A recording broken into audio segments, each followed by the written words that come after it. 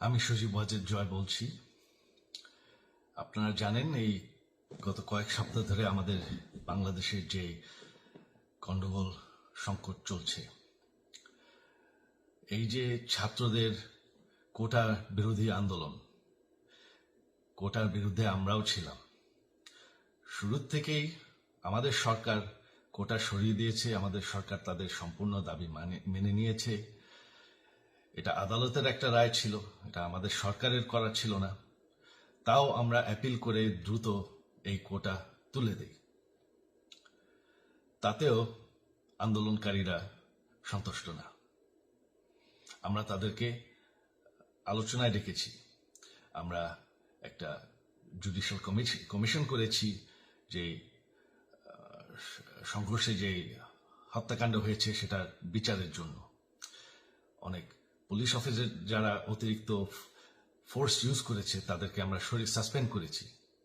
তাতেও এই আন্দোলনকারীরা সন্তুষ্ট নয়। আমরা যতই ছাড়, প্রধানমন্ত্রী নিজেই তাদেরকে ডেকেছেন যে আসেন আমরা আলোচনায় বসি, তাতেও তারা সন্তুষ্ট না। আমরা যতই ছাড় দিতে থাকি, যতই তাদের দাবি মেনে নিতে থাকি, তারা কিছুতেই সন্তুষ্ট না, তারা খালি দাবি বাড়িয়ে যাচ্ছে। এখন দাবি হচ্ছে যে সরকারের পতন। তবে সরকারের পতন হওয়ার পর কি হবে, কি হবে এটা কেউ ভেবেছে? আমরা বাংলাদেশে গণতন্ত্র রক্ষা করে রাখতে চাই। সরকার পতন করে নতুন সরকার আসার সাংবিধানিক অনুযায়ী শুধুমাত্র একটি উপায় আছে, সেটা হচ্ছে নির্বাচন। আমাদের সুপ্রিম কোর্ট রায় দিয়েছে যে কোনো অনির্বাচিত সরকার 1 মিনিটের জন্য ক্ষমতা নিতে পারবে না। তো তাদের এই নির্বাচনের দাবিও যদি আমরা মেনে নেই, তো তারা তো এই পর্যন্ত কোনো দাবি, আমরা যত দাবিতেই রাজি হয়েছি তারা তাদের দাবি বেরিয়ে যাচ্ছে। তার মানে কি, আমরা যদি এখন এই নির্বাচন, সরকার পতনের দাবিও মেনে নেই, তারা তখন দাবি করবে যে না, এই সরকারের আন্ডারে নির্বাচন, এই নির্বাচন আমরা মানব না। তখন কি হবে এটা কেউ ভেবেছে? জানি আমাদের সেই সুশীল সমাজ আবার আলোচনা করছে সেই তত্ত্বাবধায়ক সরকারের অভিজ্ঞতা তো আমাদের আছে। আপনারা ভুলে গেছেন সেই তত্ত্বাবধায়ক সরকারকে নষ্ট করে দেওয়া হয়েছিল বিএনপির আমলে ইলেকশন রিগ করার জন্য।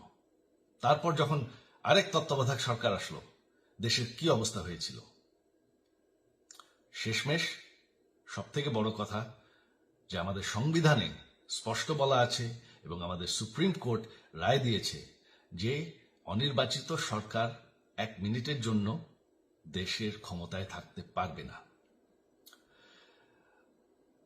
আমরা আওয়ামী লীগ, আমরা আন্দোলন করেছি, আন্দোলন করে এই দেশকে স্বাধীন করেছি, আন্দোলন করে গণতন্ত্র ফিরে এনেছি, আন্দোলন করে আমরা দেশের উন্নয়ন করেছি। আপনারা যে বঙ্গবন্ধুর মেয়ে শেখ হাসিনার বিরুদ্ধে বলছেন, আজকে শেখ হাসিনা না থাকলে বাংলাদেশ এতদূর আসতে পারত? অসম্ভব। কেউ কল্পনা করতে পারে নাই যে বাংলাদেশ এরকম উন্নতি করবে, এরকম উন্নয়ন হবে। ঠিক আছে, শেখ হাসিনার পর আপনাদের কি হবে সেটা আমারও চিন্তার বিষয় না, আমার পরিবারের আর চিন্তার বিষয় না, আপনারা বুঝবেন। তবে এইভাবে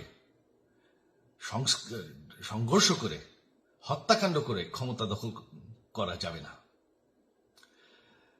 এটা আর আন্দোলন না।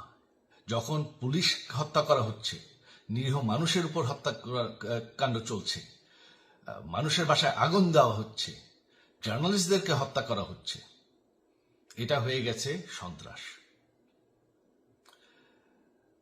আর সন্ত্রাস মোকাবেলা শুধুমাত্র একটি ভাবে করা যায়।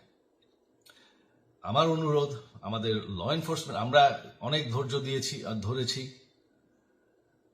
তবে এখন আর এটা সহ্য করা যাবে না। ল এনফোর্সমেন্ট এজেন্সি, বিজিবি এবং কি আমাদের মিলিটারির প্রতি আমার আহ্বান যে আপনাদের দায়িত্ব হচ্ছে আমাদের দেশের মানুষকে নিরাপদ রাখা। এবং আমাদের দেশকে নিরাপদ রাখা, আমাদের দেশের সংবিধানকে নিরাপদ রাখা, সংবিধানকে রক্ষা করা।